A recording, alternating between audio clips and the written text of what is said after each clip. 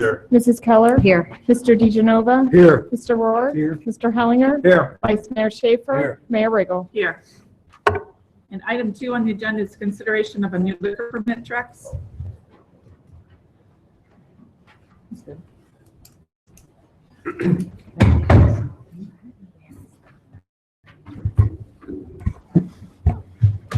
Good evening. Good evening. Madam Mayor, members of council, for consideration today is the endorsement of a Trex or a transfer in of an existing liquor license for use by the Scoreboard Pub and Grill, which is going to be located at 6 Troy Road. The report you have in front of you is a liquor permit report. So we completed the investigation on that form. So as soon as the permit arrives, we can finalize it and provide that in a very quick turnaround for the business owners. This ordinance will give the city manager the ability to then consider that and approve it immediately. It's a new business, no issue that we could find that would cause us to want to say no. And the code does require that economic development piece component to this, correct, Sean? Correct. What you're doing tonight is, thank you, you're approving a two-step component. You're approving the economic development, essentially endorsement of the Trex, and then you're also giving City Manager Holman the ability, when the waiver of objections comes back to us later, to just go ahead and sign it, that we've already gone through all the steps necessary to be able to do that with the background check and whatnot. So really, we're cutting out one council meeting out of the process to try to speed it up on this end. All righty. Any questions by council? Yeah, I'm going to let the applicant come forward. I was like, make sure that I didn't have questions for you.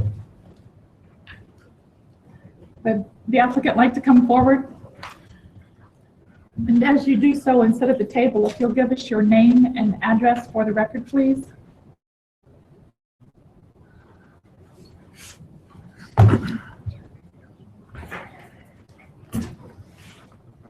My name is Seamus Cassidy, business attorney for Scoreboard Pub and Grill. My address is 7650 Rivers Edge Drive, Suite 101, Columbus, Ohio, 43235. I'm here with Robert Moore, one of the two owners of Scoreboard Pub and Grill. Want to give your name and address also? Yeah, I'm Robert Moore, 425 Coltrane Court, Delaware, Ohio, 43015. Thank you. Do you have something to add tonight? Thank you, Council. First, we did want to thank the Council for putting this on the March 7th initiative. Mr. Holman in particular, I know my office corresponded with his to ensure it was on the 3/7. And so thank you to all of you for allowing this for consideration. As the application spells out, it's an application to transfer or Trex the permit into the city of Delaware. We've identified the total investment anticipated to be actually now in excess of $250,000 into this establishment, with the jobs creation itemized at somewhere in the 20 to 25 range, if not more than that. There's also the tax particulars to the state that is part of a consideration in item 3. The request would be that the city endorse the application that allows the process to start at the bottom. We are thankful as well that the city has collapsed that process, the two-step process, into one, as outlined before we spoke. Okay. Any questions for the applicant? And I do understand that if we do pass this tonight, there's still some conditions that have to be met. Just because you get the liquor license, you can't open until we satisfy Jerry Warner, right? Okay, That's correct. make sure. So make sure we're all on the same page. Okay. What is your plan for the business? I mean, we've heard, are you going to? Well, we completely gutted the entire place, pretty much from top to bottom. It's going to be a family-friendly restaurant and sports pub. It's something that I've lived in Delaware basically my entire life, and it's a place that I used to frequent. It used to be a very nice sports bar, and then toward the end it kind of went down and had not the best clientele, and like I said, we've basically gutted the whole place and we're rebuilding it. It's going to be very, very nice, and I think it's going to be a great addition to the city of Delaware. Good. When do you anticipate having it open? As soon as humanly possible. Our build should be done here in the next 2 to 3 weeks, probably. So it just depends on when the liquor license comes back from, the liquor board. Okay. Any other questions for the applicant? Just out of curiosity, I mean, how do you, I love the fact that you said family friendly. I mean, how do you keep something family friendly? Well, we've, for one thing, we're gonna have table service now, where they never had table service before. We've put in a bunch of kids-friendly games. We're putting in a really nice shuffleboard table that we bought. Some different games for that. And we've just upclassed the place. For example, the front, I don't know how familiar you are with the old place. You had to walk through patios filled with smoke, and you did not want to bring your kids through that. We've moved the patio over, and the front of the building is non-smoking. It will be non-smoking. So we're going to build a separate small patio in the back that is for smokers. So you will not walk through smoke to come in the building. It'll be noticeable as soon as you walk in that this is a much different place. That's awesome. Thank you. And you still have both halves, right? Yes. Yeah, we still have the entire 5,000 square foot area. Good. And I'm willing to guess that you're related to Billy Moore, right? Yeah, he's my much older brother. Right. Much, I worked with him for 21 years. much so older brother. All right, what is the wish of council? I move for the approval of the Trex with all the conditions as submitted. Second. I have a motion by Mr. DeGenova, a second by Mr. Jones. Any further discussion? Roll call, please. Mr. Jones? Yes. Mrs. Keller? Yes. Mr. DeGenova? Yes. Mr. Rohr? Yes. Mr. Hellinger? Yes. Vice Mayor Schaefer? Yes. Mayor Riggle? Yes. Good luck. Thank you, council. Thank you very much. We wish you Yeah. luck. Thank you. Please come and see the place when we We open. will.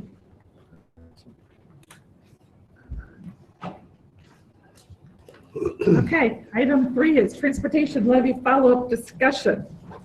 Start it, Tom? No, this is really a follow-up from the retreat discussion that we had regarding the options for a transportation levy and the need to address what is an important issue in the city, and that is not only the maintenance of our current infrastructure, but new connections, new roads, and Transportation Working Group has been talking about this for the last couple of months, and I know I reported to the council as part of the retreat.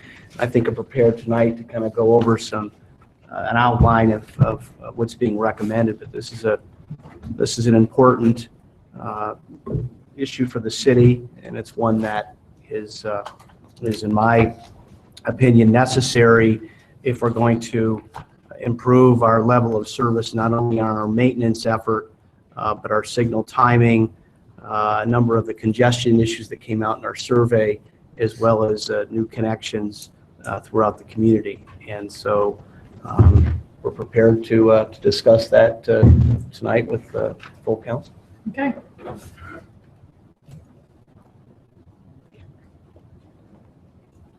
Yeah, You're looking to me? yeah, I am. All eyes are on you, buddy. Thank you, Madam Mayor. So I sent a little description of what we wanted to talk about around, I think, the end of last week. So basically, we just got some things that we kind of talked about originally at the retreat that we want to firm up tonight. The first of which, well, I'll just go through the terminal levy, new under 15-year permanent, prioritization of new projects, and Dean put some work into putting together for us a spreadsheet that we'll pass out that shows not only the projects, priorities, but how the timetable would work and what we'd be spending, so it kind of paints a picture of that. How the potential funding would be divided between new infrastructure, maintenance, resurfacing, and signal lights, and potentially parking. And then a big piece of this is how we get information out to the public so they have the facts they need to make an informed decision. And then lastly, what involvement we as council want to have in helping with that, getting information out to the public. As we discussed before, we're not advocating for the levy, but we can put factual information out there in regard to it. I guess the first item of discussion would be whether we want to make this a 15-year versus permanent levy. Dean, do you want to just kind of touch based on, as you did for us, on what that means? One of the things related to that is I want to make sure everybody's clear is that having a permanent levy at 0.15% versus a 15-year levy really doesn't generate any more money per year. If you looked at a 10-year levy or a 15-year levy and then compared it, if you assume, that's a big assumption that it would be renewed at the same rate, you'd be looking at the same amounts. So making it permanent doesn't necessarily enable us to do more projects. It does help with the timing of the projects. If we do a 15-year levy and it's fixed at that point in time, I'm somewhat limited as far as borrowing money to do projects because I can only count on 15 years worth of tax revenue. So, and I can't assume that it'll be renewed. So most of the things we probably do a lot more pay as the money comes in type of stuff. If it is permanent, I've got a little bit more latitude. I could do initially a 25-year bond levy because I know that, the revenue is going to be coming in. And if I went out to the markets with issuing debt, they would also know that it was a permanent levy and they've looked at it a little bit differently. So the big advantage is just the timing and knowing too that, it's going to go on for a continued period of time. And our group recommends a permanent levy. Our feeling being that the infrastructure problems aren't going to go away, the maintenance problems aren't going to go away. As Delaware continues to grow, as we build new roads, those roads have to be maintained. And it just allows us to be more flexible and more effective in terms of administrating the money if we know that levy, that funding is there long term. I think the key also is, like we talked about, was that the parks levy comes off, and what year does it stop? 2024. 2026, Then you roll back to 1.85. Right. Back at some point too. So you're going up 0.15% to 2%. And then once the park levy, that debt is paid for, 0.15, you reduce back to 1.85. So you're back to where you are today. Right. Well, I mean, I favor the permanent myself. Do you? Okay. Yeah. I do too. Joan, Kyle? Most definitely. Okay. George? He's in our committee. Oh, Yep. I'm sorry, our Yep. committee consists of George Kent and I, the at-large people. Okay, next I'll pass out this chart Dean was done for us. So is it safe to say that everything that Ken's presenting, the three of you, Yes. all agreed on? Okay. Dean, is this up? Is that up? What you have on the screen? Yeah, I know to get it on that screen, I had to make it a little bit smaller, but so if anybody's got good eyes, they can perhaps read it. But Those adults will wear glasses. So this basically shows us a couple things, and Dean, weigh in if I missed something or messed it up here. It shows the funds coming in, but it also, you look down under transportation improvement, gives what we feel are priority for the projects, and then also shows over time when that project would start approximately and the funding that would be spent on that project. And so basically it gives a cash flow and in addition the priority of the projects and how those projects span out over time.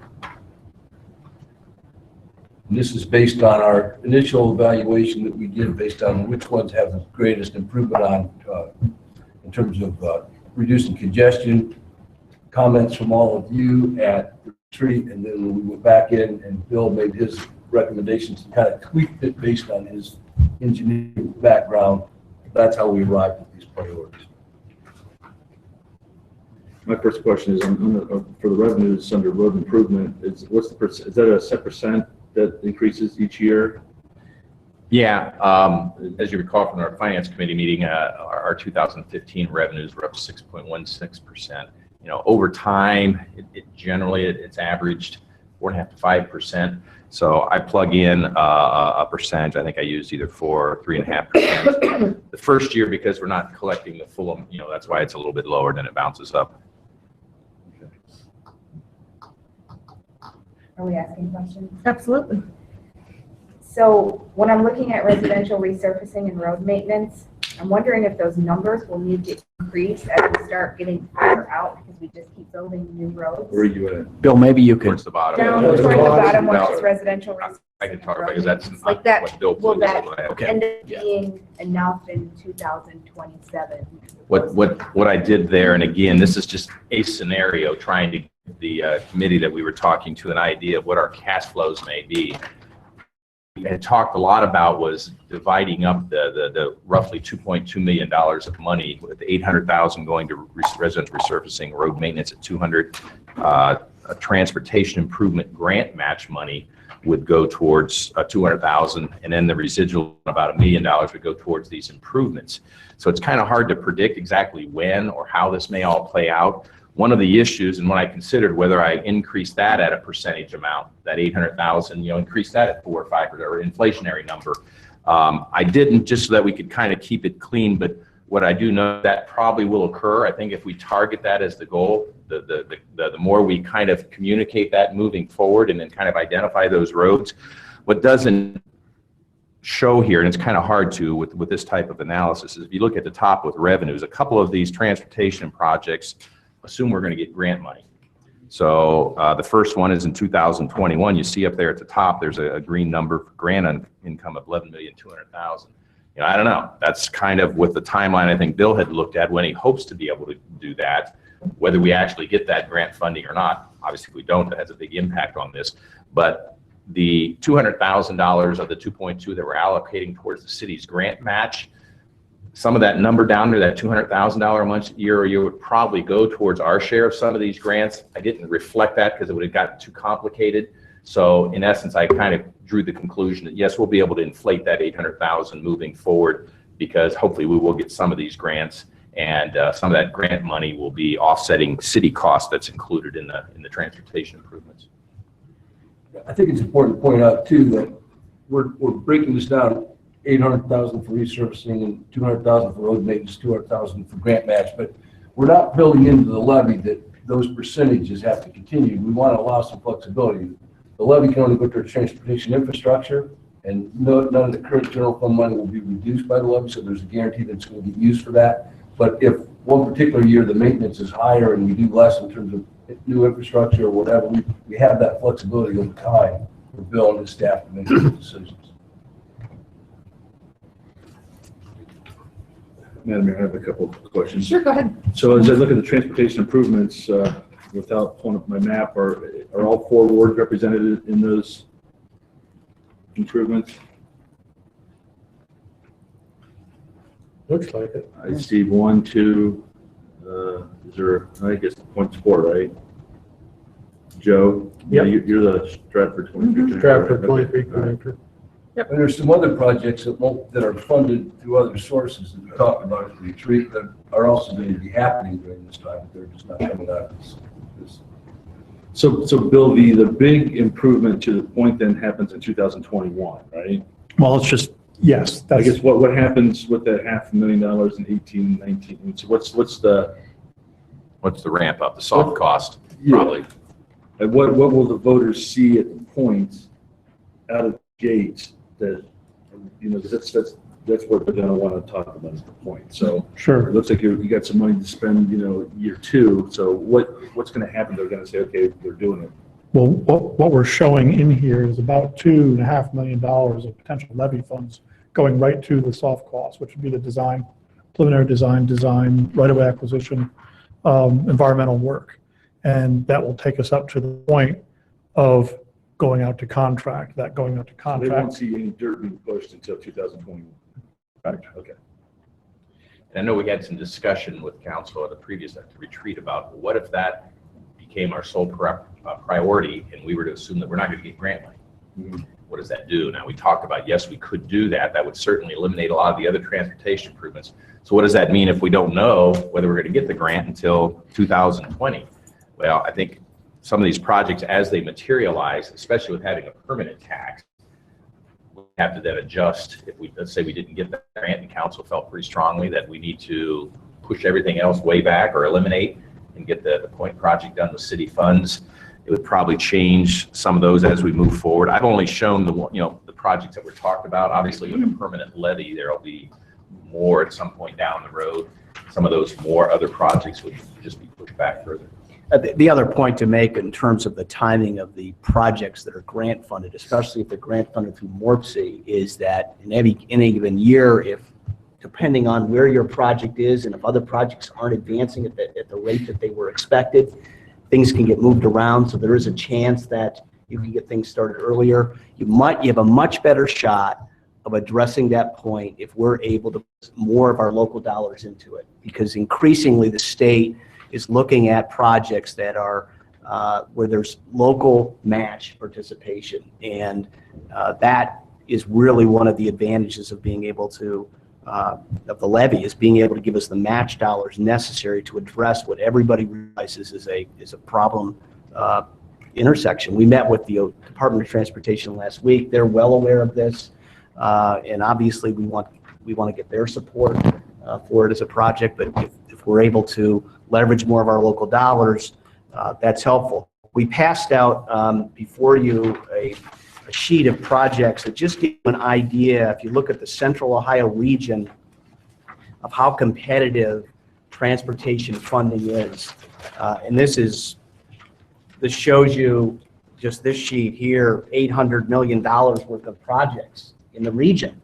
And our project, our 23 in Pennsylvania project's up there. Now, we started that project at least 12 years ago. Good 12 years ago. That's what I'm just comment on that it takes a lot of years. And obviously, right, we didn't really have a lot of local dollars going into it, but the ability to get these projects funded and done more timely is in part tied to your ability to leverage local dollars. So the page one, This map, Chris? $840 million are in this page one picture, right? Yeah.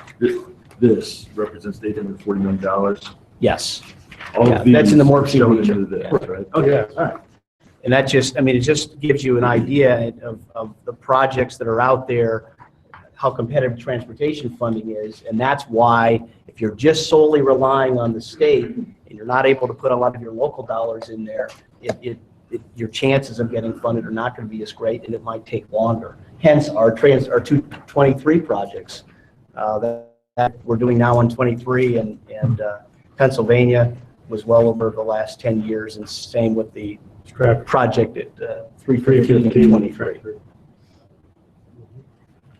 Really what's changed between those projects and what hope to be our current projects, whether it's East Central to Point, these projects aren't supposed to develop over 10 years or 12 years or 14 years anymore.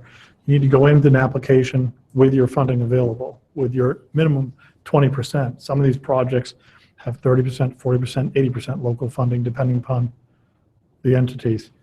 The other really important part is being able to stick to a schedule. There's requirements now through MORPC that if you can't stick with your schedule, not only can MORPC lose funds as a region, but you can lose funds as a partner or as an applicant.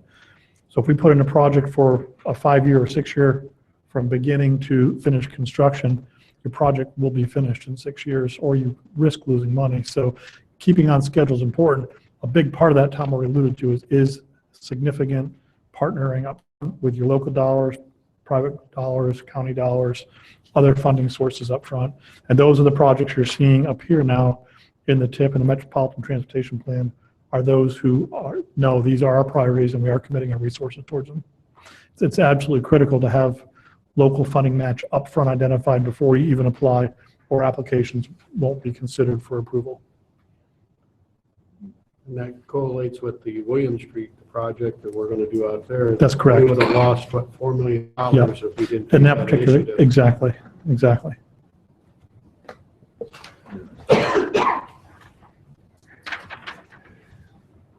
Any other comments on this?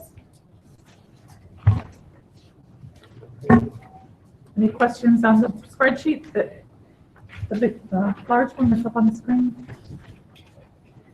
Bill, give me the difference between, I know the difference between, what constitutes road maintenance as opposed to road surface? That's a good question. They're both under the same category, maintenance of pavement versus, I'll list what's under road maintenance. It's not resurfacing. Traffic signals, street lights, crash barrier, which guardrail, signage, pavement markings, crack sealing our patching and base repair program annually, sidewalk improvements, bikeways, public parking lots, our bridge maintenance, and our snow and ice program. Those are the components that make up our road maintenance. So over when we did Grandview Avenue a few years ago, that was a resurfacing? That was a resurfacing, Okay. correct. We spend, in a larger document we provided several weeks back, we spend around $670,000 per year right now under road maintenance, non-resurfacing items, and the proposal to add a couple $100,000 more towards that brings it up to just $970,000. It gets fairly close to where our target is, about 2/3 of the way to the target of what we need for road maintenance. But there's a lot of programs right there. We do need to spend some more on some of those individual items as well. And what's our current resurfacing and our current road maintenance budgets? Our road maintenance, as I mentioned, those items, that long list, about $670,000 per year. Okay. Is it resurfacing? We're surfacing right now, we're spending about $1.25 million per year. So the A $800,000. lot of that's grant funding. Yes. So from city funds, Right. we're spending about 575 on average, and it's all going towards major roads. I think that was communicated at the Yes. retreat. There's basically nothing going to residential roads. Right. Yeah, we get about $450,000 a year from successful Ohio Public Works Commission grants. We've been really successful over the past several years. $50,000 from the Delaware County. And then we have community development block grants also around $60,000 per year that goes towards streets in low, moderate income areas. And that's what makes up the total of about $1.2 million, which we've been averaging for the past few years or so on resurfacing. So adding $800,000 will bring that up to $2 million, which again gets us about 2/3 of the way towards what our target goal would be ultimately for resurfacing. But, we're trying to spread this into network improvements and maintenance and resurfacing. So our recommendation is we've been talking about. And the current roads that we are able to resurface. Locally, Yeah. pretty much is the CDBG funding roads, low, moderate income. Really, our 5-year plan has very few, if any, local roads, for example, subdivision streets, cul-de-sacs, things like that in it. The roads that we fund largely with the OPWC and our local matching money is largely our arterial and collector roads. Those are the roads that qualify for that funding. Local streets don't qualify for it. So we're kind of cash starved when it comes to being able to fund local streets. There's really no way to get to the residential streets at this point. That's correct. Bill, what does this put us on, 25 or 30-year cycle with this money for resurfacing? It's hard to say exactly. It's at least probably 25 to 30 years at best. It's We're not on a forever cycle, basically. right. I'd rather address it as it's $800,000 more than we have right now. We fund very few local streets, very, very few. And this will allow us to do, to almost quadruple, or even a little bit better than that, our amount of square foot per year. We'd like to get up close to 500,000 square feet of street per year. And that would let us do a few miles of street per year as opposed to a few blocks per year. Can you give them an order of magnitude, Bill, like something like maybe Cotswold, although I don't think we're gonna do that for a long time. And that's not one of our major arterial roads, Right. right? So, that people know where Cotswold is there. Do you have a rough idea? I have to look at what the length is, but a road just like Cotswold could be a $250,000 just to resurface that one street. It's a long road and it's a wide road. Existing portion you're talking about? Yes. Yeah. It's depends on the condition, but the least amount we're spending is around $1.75 per square foot to resurface the road. Roads that get in worse condition, I'll use Cambridge as a good example. That's really failed, or Providence Lane. Those are closer to $3 and $3.50 per square foot now, based on the condition. So you could do $800,000 of really bad roads and maybe resurface 2 miles this year. Or you could do $800,000 of roads that are just on the edge and maybe get 5 miles of them. Our goal is, with more money, is to try to balance that out. We don't want roads, all of them, to fall off the edge, but it certainly makes sense for those roads that are right on the cusp of starting to get expensive to make sure we address those as well. So it's a balance of how we spend. That's why when we talked about having flexibility and not being so rigid as to exactly this percent going towards maintenance, resurfacing, or maintenance items or network improvements, is really important to have that flexibility so we can adjust on an annual basis, because certainly we're going to have We're going to have priorities. Individual wards are going to have priorities that are going to change as the years go by. We want to have some flexibility to make adjustments in our capital plan and our resurfacing maintenance plan. So we start looking at the residential roads. Yes. Like you said, different wards. Does that fall under road maintenance or road residential resurfacing? I call it's road maintenance is everything, but we'd like to target any additional funds towards residential resurfacing, local streets, cul-de-sacs and the streets most of us live on.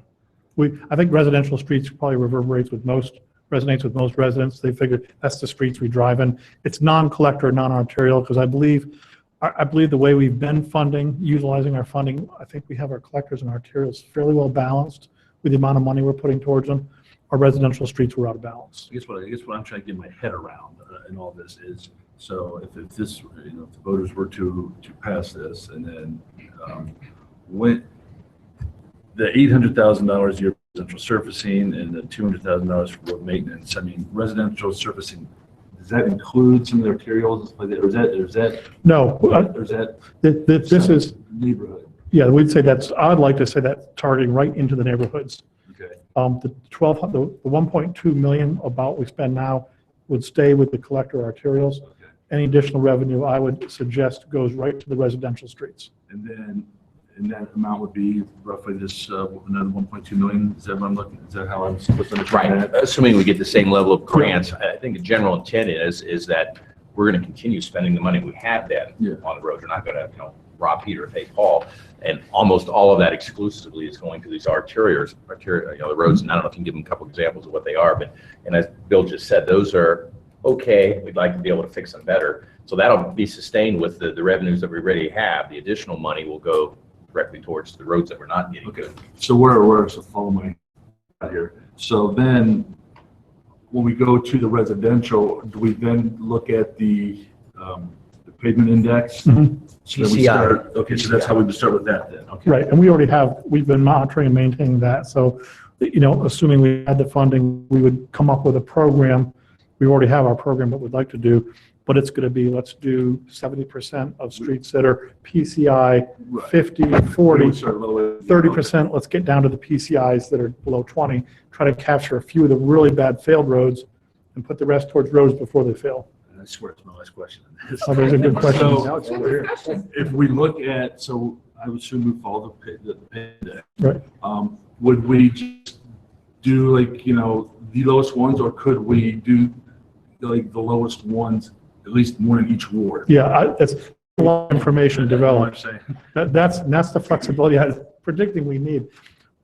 I can present the PCI data, and I have before to the Public Works Committee, that shows where I think Ward 4 right now has the majority of the lowest PCI streets right now. And we can balance that out. We can try to do what I would do is bring forward a program that says, let's try to make sure we look at the whole city. We try to get in all the wards. We try to attack some of the lowest quality roads, but not just focus only on the lowest quality roads, because that 800,000 won't take us very far. Makes more sense to spend some on the bottom and find those low roads and improve them. But let's spend also a significant amount right in that area where you want your road resurfaced before it gets too bad, so we can spread those dollars as far as we Right, can. that's exactly what I'm saying. Yes. I think we need to, we've identified major transportation improvements in each ward, but I think you also need to identify, Yes, 5 or 6 of the pavement index. yes. The roads that'll be addressed. Right, Yeah. right. Yeah. You have to make that connection with. And we can do that. Yeah, We can do that. Yep. Getting, something, okay. very good. Let Bill take a breather. Dean, what would the impact be on the average homeowner on this levy? Depending on how much money they make. Just Okay. an average. The fact sheet that we showed was a Yeah, I had that in, let's do it real quick. $50,000 a year. Income was Yeah, $75. $75. Somebody has, if a household has $50,000 in income, $75 a year. $75. Obviously, if you have $100,000 in income, it'd be $150 a year. I mean, it's important to point out that the funds are dedicated for improving your maintenance effort, including residential resurfacing, new connections throughout the community that has been identified by the community and by the city, as well as the third most important is leveraging those federal dollars that are so important because we have 36, 37, 23, and 42 going through our community. We can't, those are, for us to be able to be saddled with a $15 million point reconstruction project for our own is just, it's impossible. It'll never happen. We'll never get close to that unless we have the ability to, as they come forward with some of our own local dollars. Well, I know we had talked too that we're almost 53 years behind, and for us to catch up would be almost, it's impossible going with just a general fund money. Okay. What's next on the little notes over there? Well, next is public information to try and figure out what ways we spent a lot of time actually talking about. Question? Yeah, can you come forward? Well, you don't have to move. Just- Yeah, well, I'm just gonna slide you.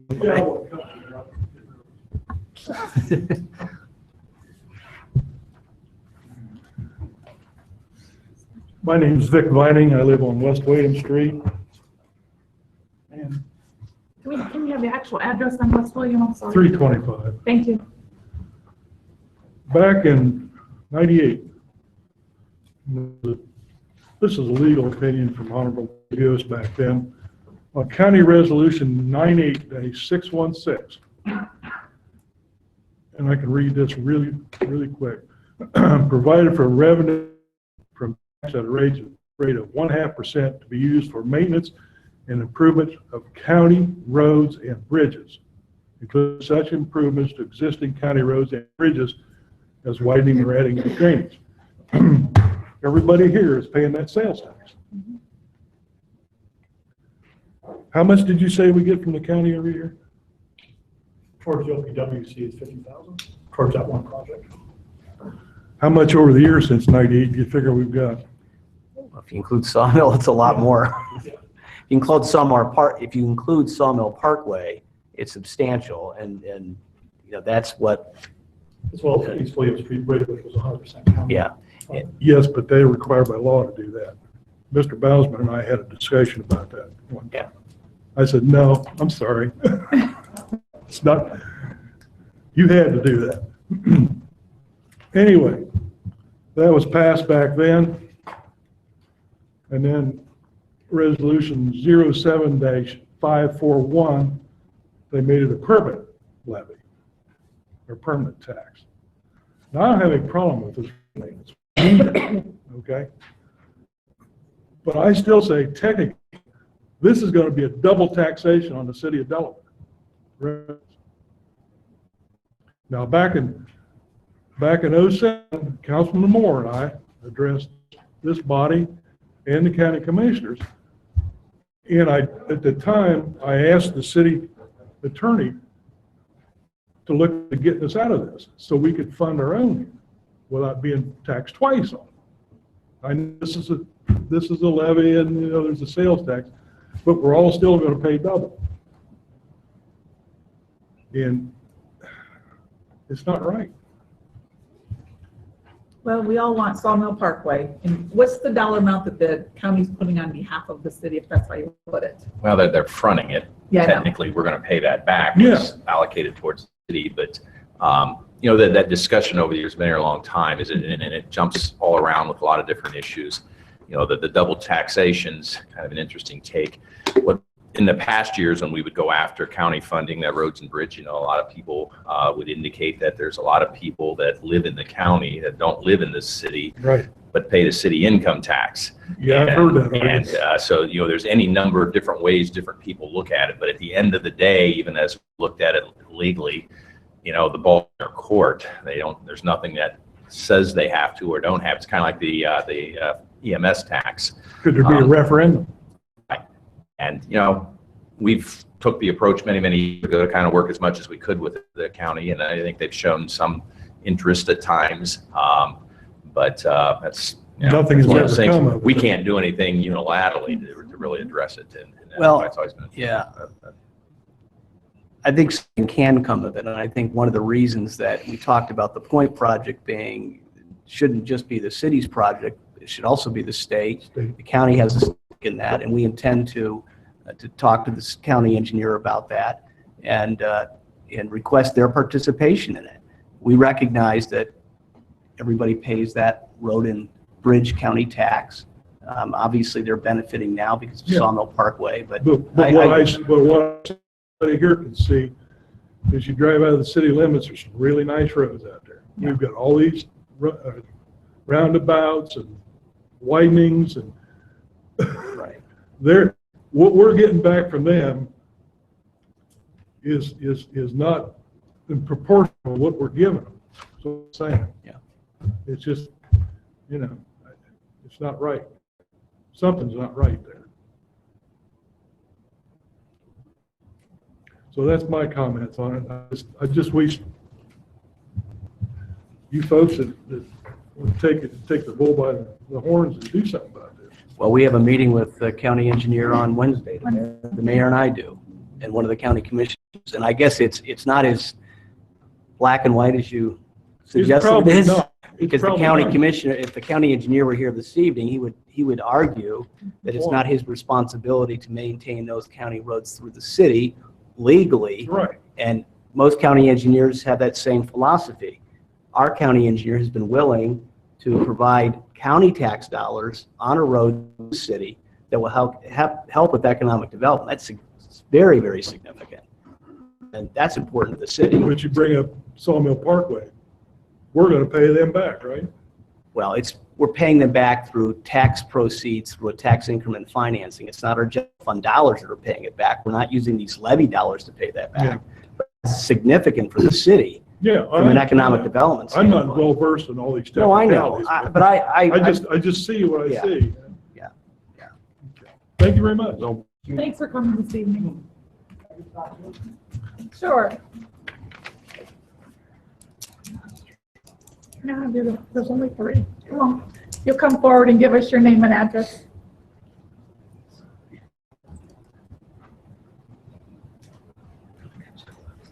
Hi there, Mark McHenry, 21 Glengarry Drive.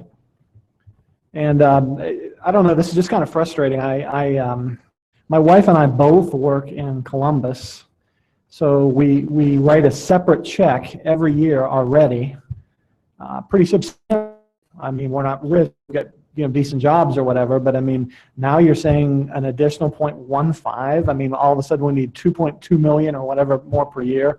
I mean, you're just going to choke the life out of the city taxes. I mean, what's next? 2.5%, 3%?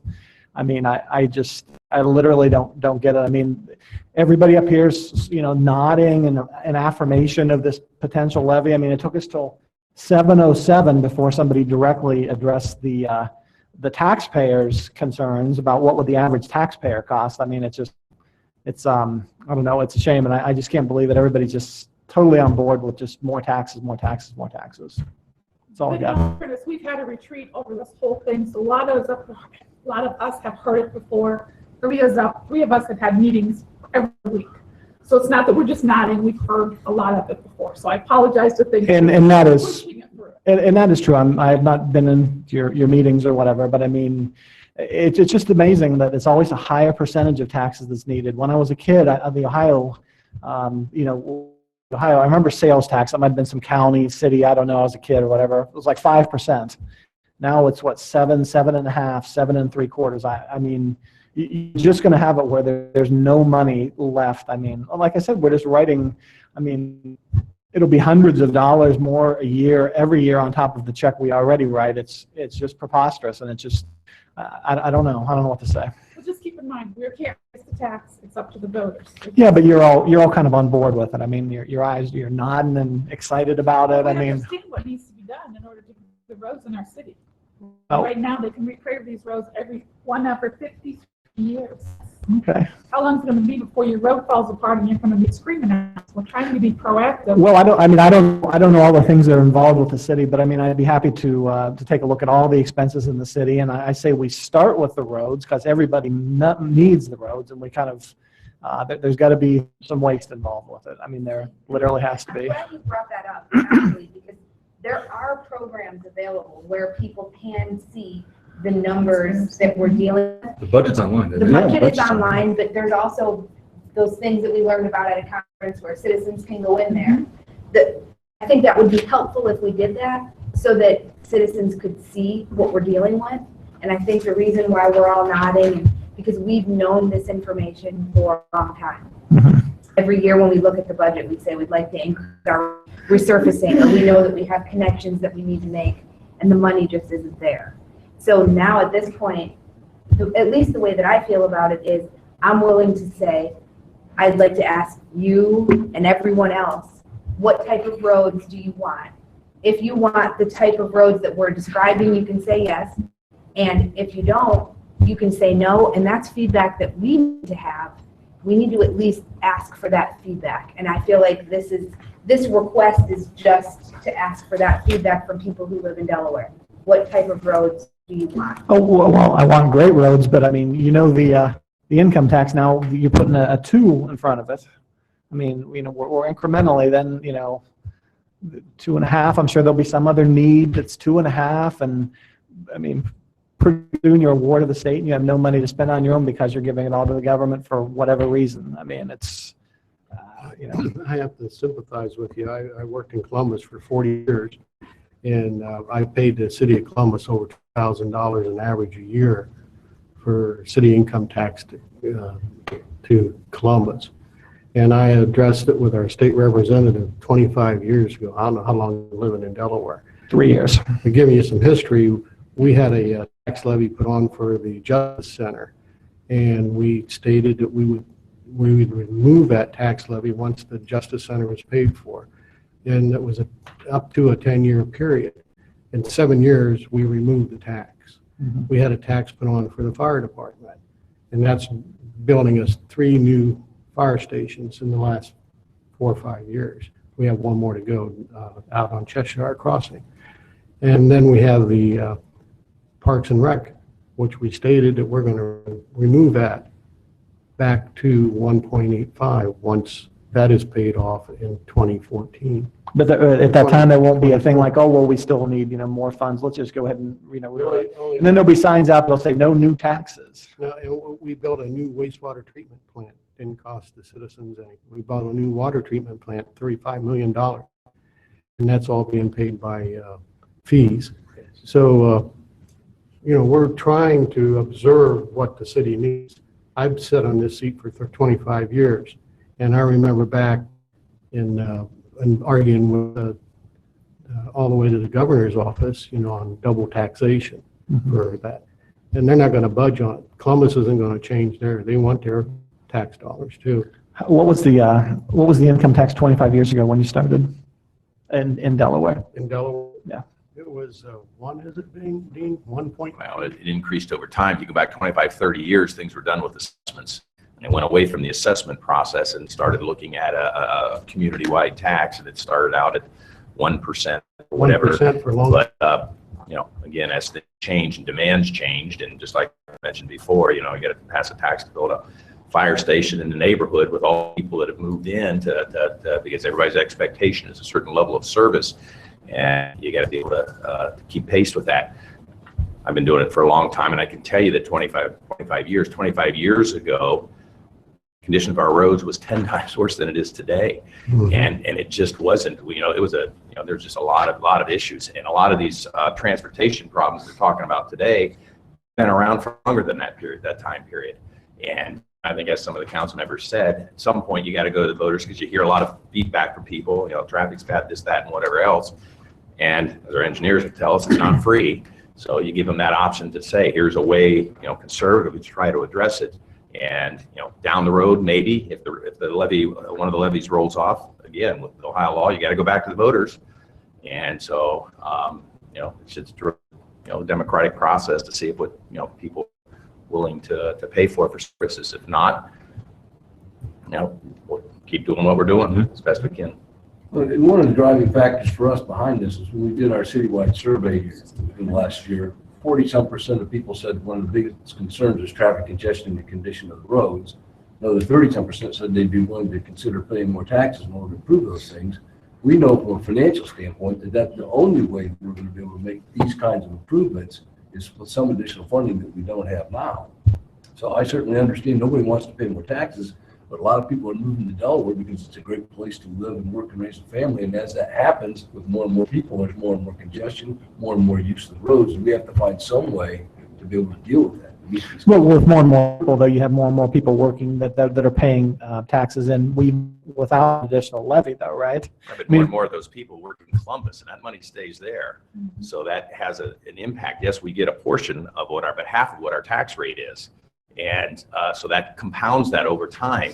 And again, you have, as was indicated, more demands on your transportation systems, which is what this is primarily trying to address. Those issues have been there. They've been there years ago, and they keep getting worse on an ongoing basis. And again, that's the challenge of trying to find a way to solve those. Sure.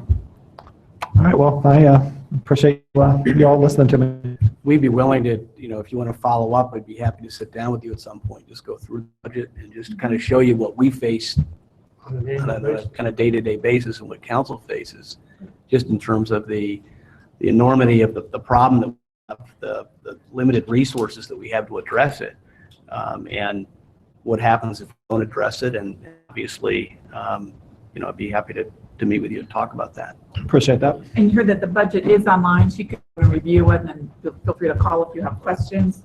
And what I think is so important is for us to educate what it costs to repave a road. It's not cheap, but I don't think people have any idea. I mean, I don't know if you saw this sheet or not, but just. Well, the interesting thing about it too, in terms of taxes, I mean, and again, I'm not talking from, I guarantee you all know numerous times more than I do about the budget and what else is being paid for. I'm not even going to claim that, but I mean, you talked about a survey and 30% of this, 40% of that. I mean, if people were choosing, it's almost like things are held over people's heads, like, oh, we're going to let the roads go to garbage or whatever. I mean, that would be people's first priority. And then there'd be these things on the side that they would be eliminating. Everybody wants good roads. It's just like, I used to live in Newark, Ohio. I mean, and they could not clean the roads to save their lives. I mean, I don't know. Everybody wants roads. I mean, so that should always be the priority, I think, and police and whatnot. But I mean, I think some of the things on the sides are what people would be getting rid of. Like what types of things? Again, I don't have the numbers in front of me here. I'm just saying, number one, you asked me what I want my tax dollars to go to. Just reflexively, I'm saying like police and roads. I mean, I don't know about parks. I mean, I don't know whether, parks need this and that and all this additional things. I mean. Well, we had the voters pass a parks levy, so we have to use those funds for parks. So. Was that the most recent one so that's the permanent sales tax, the permanent, what was that permanent income tax? Tax levy was passed in 2008.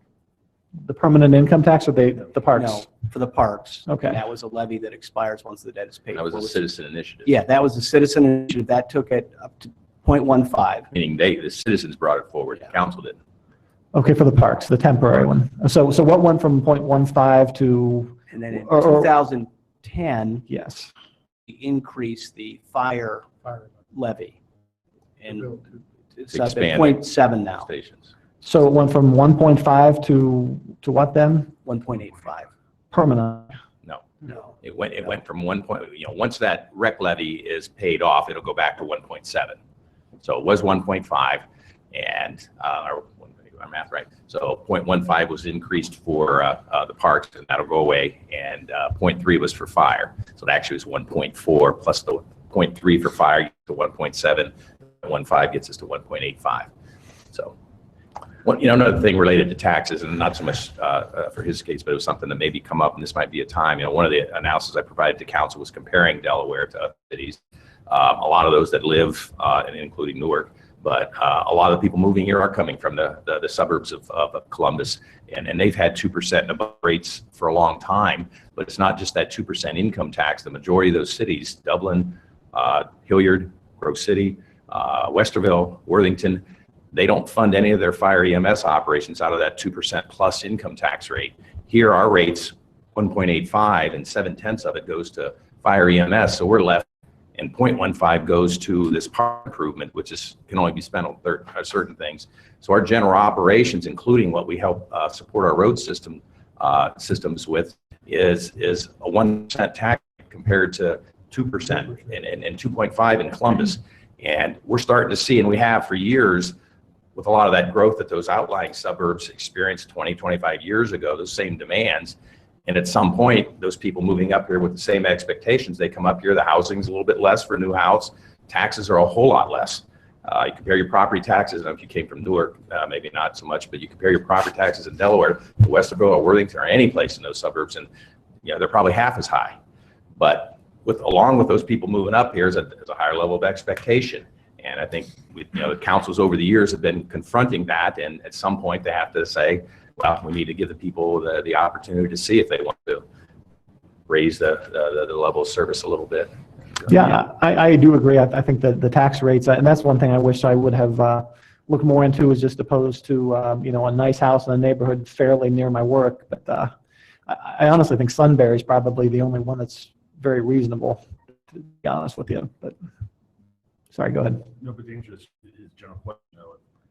We're at 1.85 now, and then nothing changes. It will be at 1.7. Right. Once the park levy expires in Right. And like I said, the key thing, because we oftentimes compare to those cities, is you take away the fire EMS portion of that, and that's 1% versus 2.5, 2.25, and you can only do so much with the. What's the year that one drops off to? Was it 2026? Some neighborhood, it's not an exact because depending on where tax collection. That's 10 years from now. Long time. Thanks again. Thank you. Thanks.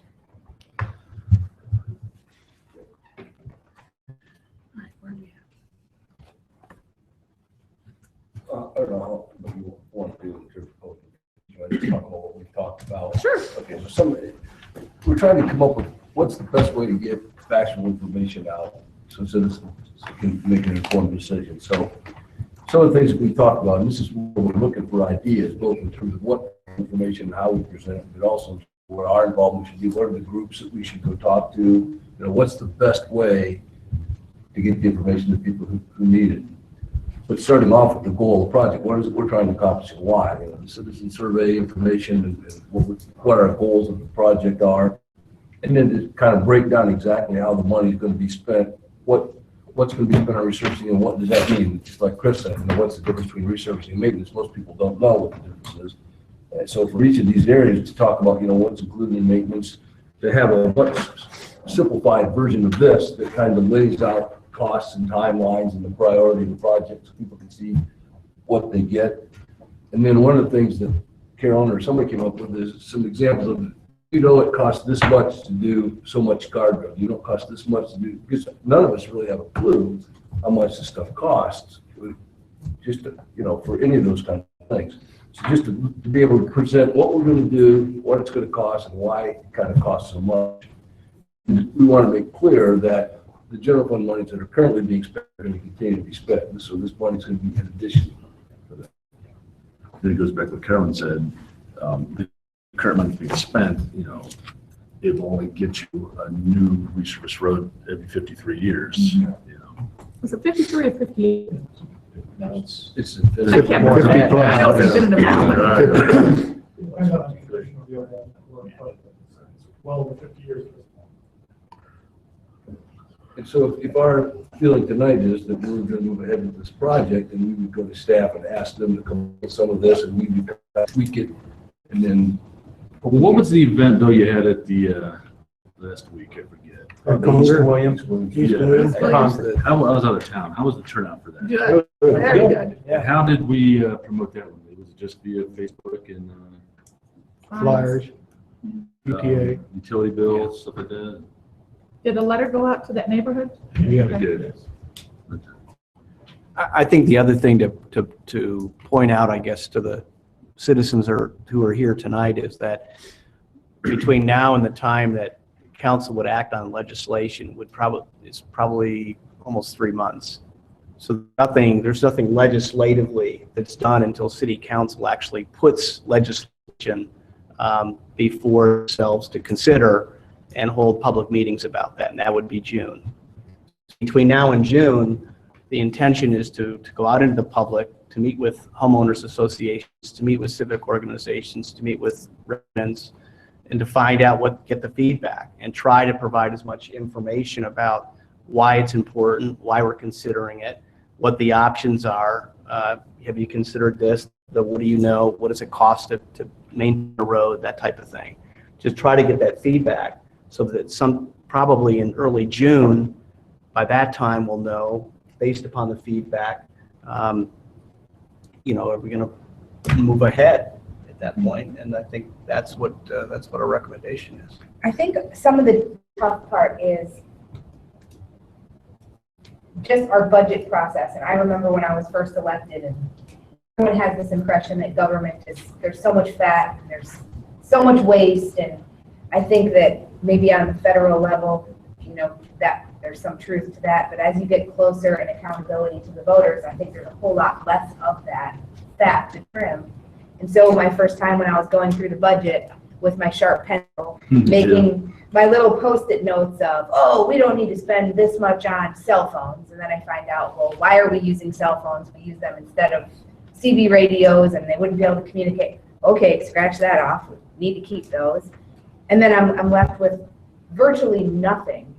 And that was an eye-opening experience to me, that we do so much with such little amounts of funds, that to try to go through the budget and find any money at all I've tried it over and over every year, because we're looking for those types of things. And so when we have a list of projects in front of us and we're talking about millions of dollars, there's no way.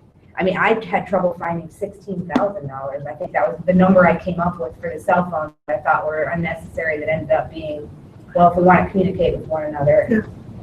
So we're talking about, there's no money there to really find in these types of quantities.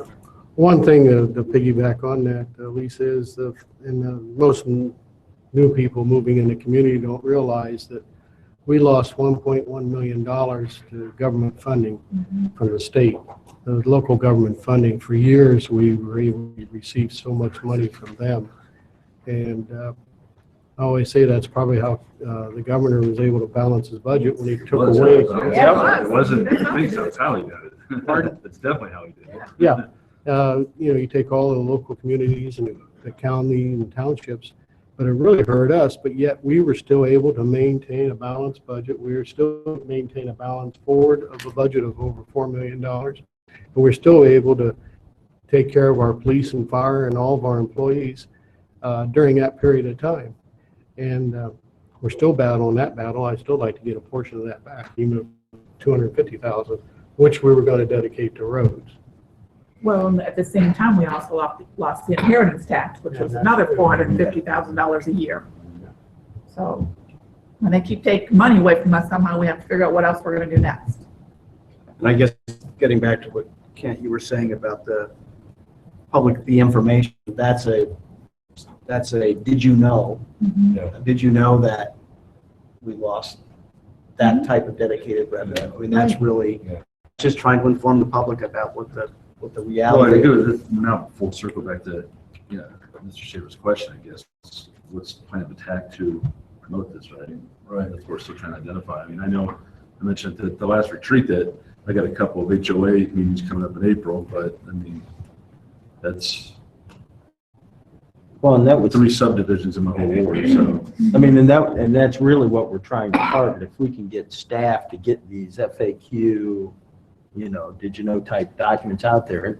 And what's really difficult is, and you can see just from our discussion here, it's real easy then to all of a sudden go down a rabbit hole and get down into the weeds on a specific. And, we're more than glad to give that information to everyone if they want to get down the weeds. But it's like, how do we balance that and provide enough information so people can be informed and knowledgeable, but then not, we don't want to give them, here's your FAQ document, here, read this. It needs to be a couple pages front and back, Mac. kind of highlight, we can always point them back to the budget, to our transportation plan, to whatever, online resources if they want to get more detail.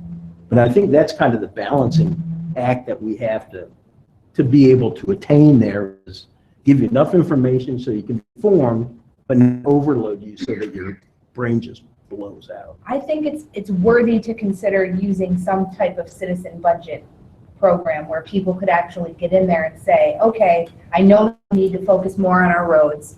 So we could sit somebody down, they could log into this program and say, okay, I don't know exactly where we're spending money now, but I'm going to try to go in here and manipulate this myself. And I think that the exercise of doing that would give people who were curious enough to do that a good idea of what we face when we try to do that. What are we going to stop doing so that we can do this? Because that's the situation that we're truly in. Mhm. Are we going to, stop providing fire service? Of course not. But I mean, Yes, those are the well, types of decisions. The 2016 budget was, fresh my memory, what was the revenue and expenses? What do we have budgeted? It came down like what, $1,000 or $600 was the difference between. The difference, It wasn't. It was Are you talking about revenues versus expenses? revenue versus expenses. And again, that's just general fund. Yeah, you're right, general But fund. we were, I think it was like 300, $300. $300. It General came fund real was- close because we cut some of the. Yeah, 19,478 in revenue and 19,450 in expenditures. Right. So $300 some dollars, Mhm. or under $1,000 bucks. Mhm. So the people at least are saying, we got every penny accounted for. So what do you want to cut? What do you want to cut out? There's not much, And so this gentleman said parks. So then I think that would be an interesting exercise to go in there and we obviously have to spend the 0.15 levy funds toward parks. So you could remove the part of the general fund that goes toward parks that isn't part of the dedicated levy. Am I making sense? Mhm. And what would that number be? Dean, do you have a roundabout number? how much general fund money we allocate towards park maintenance? Yes, that isn't part of the levy. It is, not including the levy Yes. money. Yeah, I can tell you here real quick. It is 2016, we're transferring $1,122,500 to our parks fund, which primarily goes to our park maintenance people since we don't do the programming so much anymore. It's maintaining our parks. Mowing the grass. And how many parks do we have for this gentleman? Oh, I don't know how many acres. 24. 24. So then you could continue on with the exercise of saying, then we'd have to fire the parks maintenance workers. So then one would be mowing the lawns in our parks. Then you kind of start to get an idea of, okay, we can't take from there because we have to mow the lawn Takes care of the cemetery too, which we inherited. Yeah, which we inherited cemetery. and by law, we can't stop taking care of that. Can't. And even $1 million, we're looking at, that wouldn't even cover one of these projects anyway. That's There's tough choices. I mean, there's. Well, I think getting back to prioritize. Ken's question, is the public and letting the public know, and I know a lot of the successfuls levy that I've participated in, both in the local government and in the schools, was mostly generated with citizens input also, having a citizens committee to get out to these various organizations. I know the majority of you people work. I'm probably the only one here that's retired, and you have a hard time being able to dedicate your time. I think it's tough though. I just think, it's not fluffy and pretty like, maybe bad analogy like fire levy or parks, I find it difficult that you got to find a champion and citizens are going to go out and promote. I think we have to. Yeah, I know, but I don't know how. And then I think when they go to homeowners association, we need to follow with them Yeah. so that we can provide the facts, whether staff goes with them. Has to take a team effort to do it. And that's the thing, this isn't glamorous. This is taking the chance of being publicly barbecued. But I feel like I have a responsibility to say, listen, I've looked at these numbers and I recognize the need and I would risk being publicly barbecued because the city needs this this funding. And if people say, no, the city doesn't, then we have that feedback and we know that we continue with the way that things are. But if we don't ask, I feel like it's irresponsible of us, knowing the difficult situation that we're in. So all we're doing We is as the leaders have to educate what's gonna happen if we don't pass this levy, what's gonna happen to our roads? And then where does it leave us? Well, we already know we have a congestion on 36 and 37, and that's not going to get any better, especially for the people that live on the west side. Once that mall goes out there in Sunbury, there's going to be a lot of traffic from 42 and 23 and 71 that's going to be coming through Delaware. You're getting some more money though from Sunbury for that whole mall, aren't you? Yeah. Very little. Very little. And that's a good point. It's dedicated really to 36, 37, the improvements along 36, 37. So that was part of our reasoning of forming that JED, was we knew that there would be some impact, so. Am I allowed to ask one more question here? If you come to the microphone, Yeah. because they are taping this. I think everyone wants to answer it. I think, Lisa, I'm sorry, I didn't know your name there. So you mentioned like, if, something about if it's not positive response or whatever, are we just assuming that you all are going to vote yes on it? Or are you saying if you get out there and there is a lot of negativity, you won't even pass it, recommending the levy be placed? No, I've already made the decision that I would recommend placing the levy, because knowing what I know in good conscience, I have to tell the public, knowing the information that I have and years of experience in what our budgets are, I need to say to the public, you need to make a decision. Mm-hmm. So, whether the public chooses to vote for that once they have the information is completely up to them, but that's feedback that we need to ask for. I recognize, though, that just asking means that I take a chance of being publicly barbecued. No one likes to pay higher taxes. I don't want to pay a higher tax. But when I look at the number, 150 a year, a whole year for someone that makes 100,000, I can't not ask for that and know that we can't take care of our roads to the standard that they need to take care of. I can't in conscience not. But the expenditures are 1.2 million a year now. Is that what I heard currently for the roads and whatnot? Just for research. But every year that we go through during the budget process, that we don't have enough to resurface all of our roads to any level that's even acceptable. And this is every year that we've done a budget since 2008 when I've been on council. This might be me coming from Newark, Ohio or whatever, but I mean, it's heaven on earth, the roads here. And what you're calling bad, I mean, compared to that, that is preposterous. So, Well, if you've never been out but there. then the other thing also to remember, and Bill can speak to this, and he spoke to council on this before, is that your costs increase at an increasing rate. So again, if you do the easy stuff, it's, $1 a square foot, let's say, if you can keep on top of it. Now you don't have the money, so you defer it, and now you're 5 years behind, and now that dollar is now maybe $1.75 per square foot. And you still don't have the money, so you push it off, and now your base goes all to heck, and now you're at $3 or $5 a square foot, or whatever it is. So it just continues to increase at that increasing rate. So, and unfortunately, what council has had to do in the past is we've had to defer because we just haven't had a revenue source with which to do this. And now it's the point that if we don't do something soon, we're going to have a lot of very, those roads will just continue to erode and cost us more and more and more to a point where we may never be able to get out from underneath it. So. And that's just the maintenance, the resurface. Yeah. That doesn't account for the new roads we need to relieve congestion, doesn't account for signal light timing, doesn't account for traffic, parking Yes. improvements that we need for the downtown area. So there's a lot of pieces to this that all kind of come together. Just to add to what the gentleman said, because he said he was from Newark, and we do that comparison with other cities, actually the total tax now, I look at income tax and property tax. The property tax that goes to the city, because Newark has a higher property tax millage that goes to the city, but the net effect on somebody with a $50,000 in wages, $150,000 house in Newark, they pay $1,069 a year. In Delaware, they pay $1,066. So we're actually taxing our people $3 less. As you said, so I think there's been a lot that's done with the revenue stream. But the vast majority of the people moving here are moving more from Worthingtons and places like that, moving up here where their expectation is. You got to take care of your roads or things, so.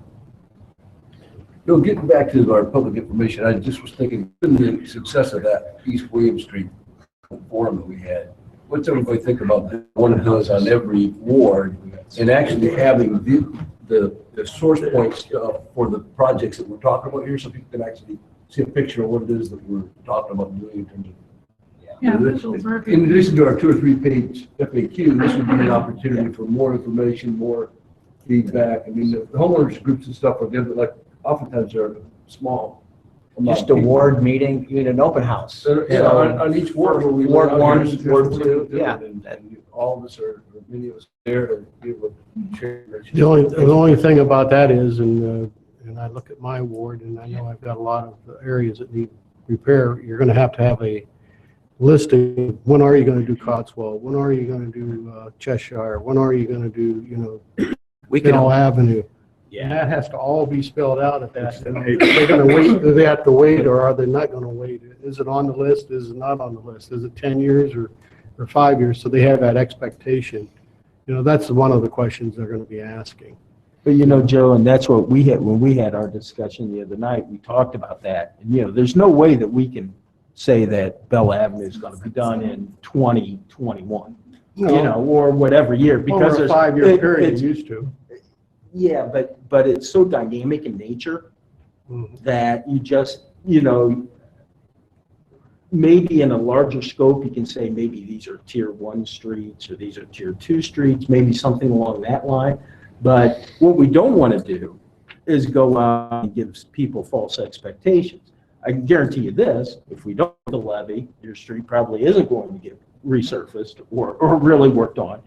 If we do pass the levy, it will, but we can't say it's going to be in 2021 through 2023. But we did say, George, maybe it's on this middle tier.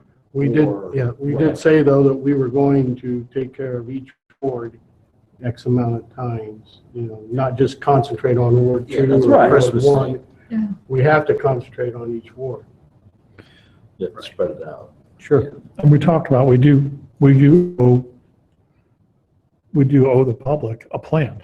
If we have the funds, the question is, how do we present that plan? And we want to be honest and open and fair about the plan. We don't want to indicate that $800,000 a year is going to pave all the streets in 10 years, because it won't. No. But we need a good plan that says it will be spread out, fair and balanced.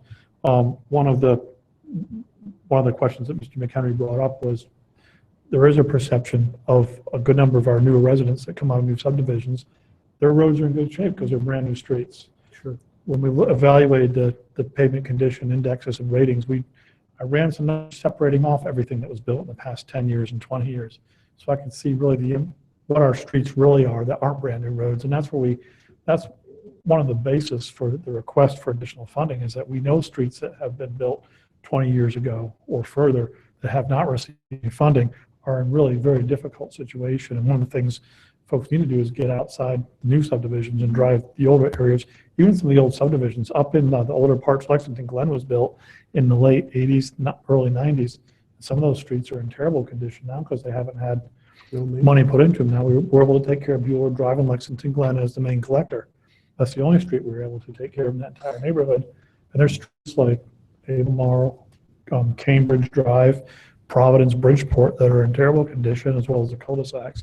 I think those folks do weigh in on the phone and say, when are you going to pave our street? You said earlier, Bill, that Cambridge was failing. Is that like something specific to Cambridge or just traffic? It's a little bit of heavier traveled road, but it's just the age of the road, the condition, and ability to do any maintenance to it. It's not the materials or anything. No, it's pretty typical mechanism we see in a lot of places. It's also a main Well, you said earlier, thoroughway Cambridge- for all the building back there. So Correct. there's trucks You said constantly. earlier that Cambridge and Providence were failing, and I was just wondering what you meant by that. Yeah, okay.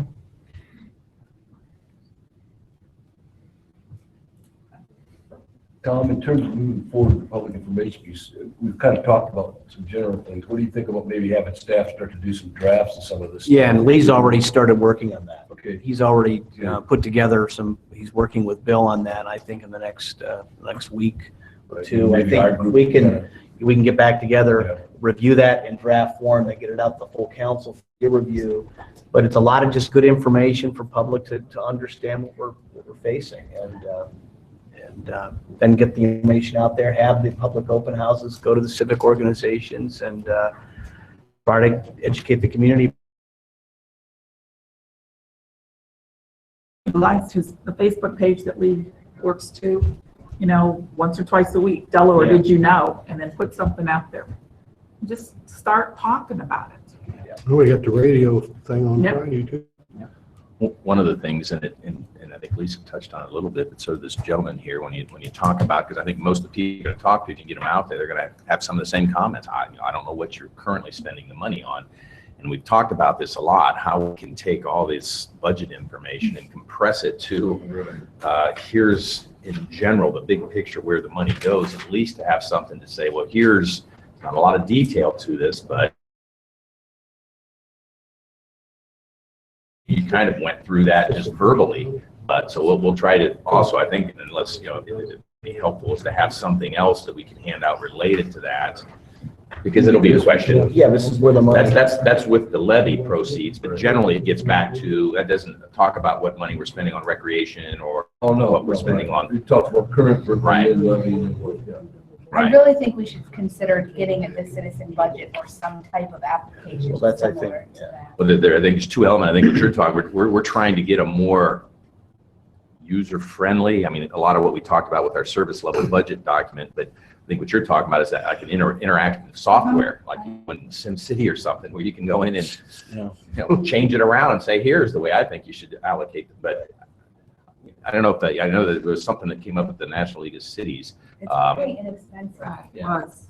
We saw that when we were in Austin. And so it's such helpful feedback, and people can actually rearrange the numbers and save them so that that data could be given to us so that we can see, well, the majority of people who fill this out, it's not a scientific sampling, obviously, but the majority of people filling this out are telling us they want us to spend less money on parks and more on this. It's helpful feedback, but it's also good for the people to go through the exercise to know. Right.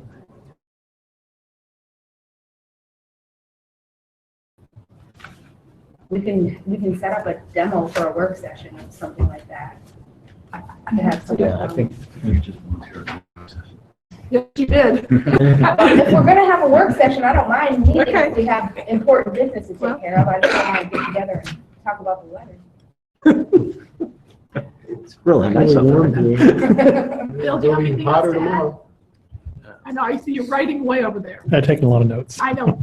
Yeah. Do you have anything else to add? No, one of the things we talked about though was the Gantt chart concept. I think that's probably a good idea. I've just sketched one out for projects only. I think that's what be a lot easier, just kind of strip away. Maybe people need to see the cost of the project, but then I think they want to see when you're going to start it and when you're going to finish it. And to your point, Chris, people want to know when will the point get done, or when will a Merrick driveway, when can I drive on Merrick Parkway? So we can provide that information back to you as well. And I don't want to, we've been showing this list of projects over again, and we want to start trying to refine that and make sure we're hitting the projects we think we need to be hitting across the community.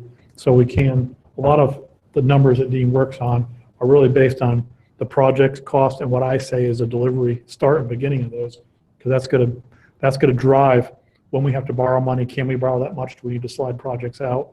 So getting this list refined is pretty critical, and this pretty well matches the information we've already provided. But when we were talking about, going back to what Kyle asked about Cambridge, is that a complete road rebuild? Is it down the base? That part of it is now. And what does that cost per? We're probably closer to that $3.50 to $4 per square foot on roads like that. The part right off of Lexington Boulevard, Yeah. where it's just falling apart. We will try to do some base stabilization through there, but it's significantly more expensive now. So lineal foot one is what I mean. You're probably at $100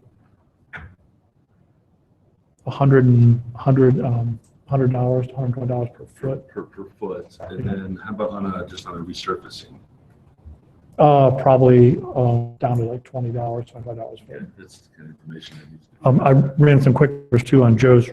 Cotswold is just under a mile, I think. It's like 0.95 or 0.94 miles. Just a standard 1.5 mill and fills what we like to do. It's $295,000 under at $2 a square foot. Once that gets to that $3 per square foot, $3.50 per square foot, the cost of it goes over $500,000 for that one street.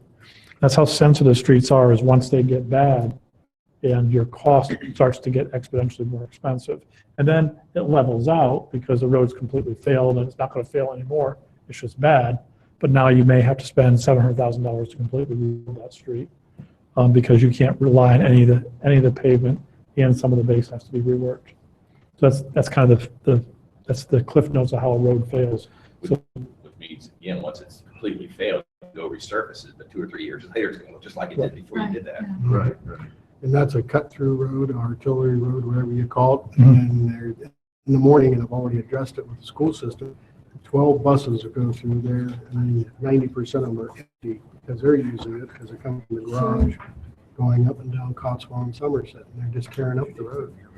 so there will be some real strategy, and assuming the community wants to put more money towards streets, how we apply that into the streets.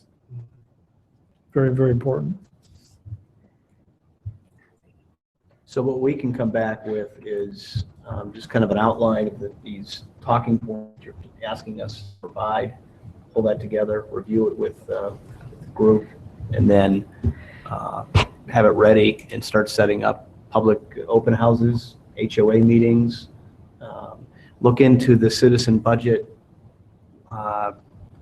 software program that Lisa was talking about, see how quickly, I mean, what's involved in setting that up. When we left the last Saturday work session, Lee, did you get a chance to bounce this off the Citizens Academy at all?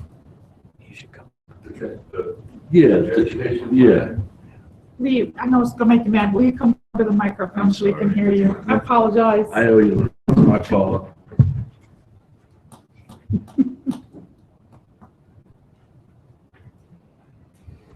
Your voice is so sexy, we want to really hear it. No. Councilman Jones, no. No, it hasn't come up yet. There would, we have a public work session I was gonna say, when's that? March 24th, I believe. What we were going to do is actually reach out to some of the alumni of the academy and just I'm just saying, just talk to the them as well. initial presentation, open house stuff to talk to them about, just to get a sample of the community, I guess. Yeah. Thanks, Lee. Yeah. I think you'll probably reach out to past Citizens Academy. Is that correct? Or are you thinking current? I'm thinking current because I think past has been through the process enough to know what the city's working, what they're What they working need. with, and knows the struggles that the city faces, trying to get a balanced budget. It's a good idea for somebody to reach out to Citizens Academy members, no doubt. Gotcha. You're talking as advocates. Yes. Yes, I'm talking as a sample of. It's just of- the focus of- group. focus group as the voters. Right. Gotcha. Right. Okay, now I'm on the same page. Sorry. Yeah. Thanks, Lee. When are we going to get together again on it? We've got a meeting Monday night. I would say probably the second meeting in March, we'd have it ready, which would be the 24th. Yeah, because then we have a working group. Yeah, we've got Tuesday. Next A week, 2 weeks from tomorrow. April? No, it'd still be March. Yeah, 2 weeks from tomorrow, it's like the 23rd. right? Isn't that? Yeah, our next council meeting is the 28th, so I think the goal would be, But- yeah. 21st is open day. Okay. If it's 23rd, I don't have it on my calendar, so I'll put it on. Yeah. Get that in there. Yeah, 21st. No. This is just our working group. Yeah, this is just our working group. Oh, okay. Now I want to know when we're going to get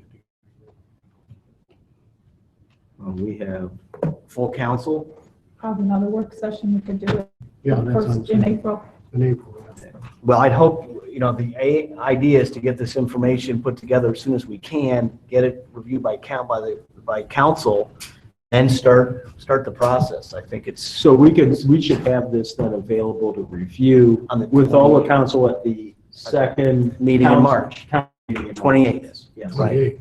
Yeah, right. And that night, this is the information we want to start making available, and these are the meetings we're striking. Hopefully we can know where the first ward meeting might be, and where a second ward meeting, open house, civic organizations that we want to talk to and whatnot. Okay.